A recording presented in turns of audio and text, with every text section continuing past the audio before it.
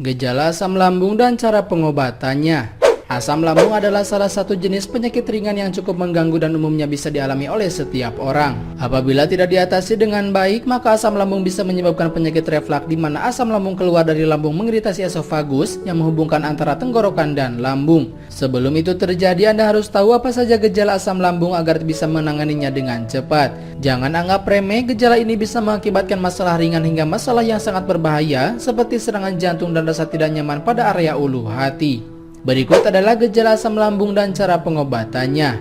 Yang pertama, nafas tidak sedap. Gejala pertama yang akan dialami oleh orang yang memiliki sakit asam lambung adalah dari nafasnya. Orang yang memiliki gejala asam lambung akan bau seperti kotoran ketika ia bernafas atau buka mulut.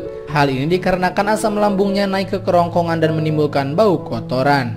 2. Sakit diarea dada. Selain itu, gejala asam lambung lainnya adalah sering sekali merasakan sakit pada area dada. Hal ini juga karena asam lambung yang naik dan meningkatkan kadar asam di lambung, sehingga salah satu dampak paling utama akan dirasakan adalah rasa nyeri di bagian dada.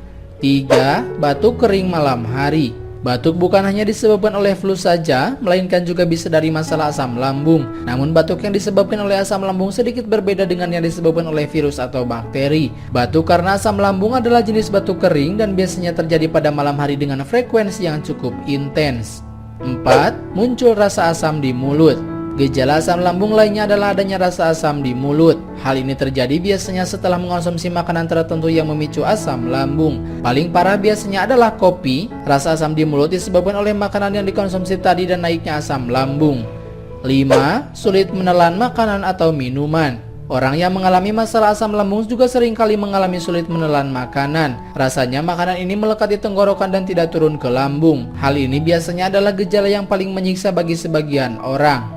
6. Nyeri pada ulu hati. Asam lambung naik ke ulu hati menjadi salah satu faktor penyebab rasa tidak nyaman di ulu hati. Biasanya hal ini akan terasa nyeri pada beberapa saat ketika asam lambung itu naik, perih dan sedikit terasa panas.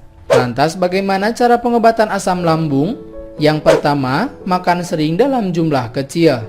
Salah satu cara paling sederhana dan penting Anda lakukan adalah makan dalam porsi yang lebih kecil, namun frekuensinya bisa Anda tingkatkan. Misalnya Anda makan sehari 4-5 kali sehari namun dalam jumlah kecil saja. 2. Hindari makanan berlemak. Makanan berlemak dapat memicu asam lambung dengan mudah, bahkan bisa menjadi salah satu faktor besar penyebab munculnya gejala asam lambung. Hindarilah konsumsi makanan berlemak ketika Anda memiliki asam lambung. 3. Berhenti merokok.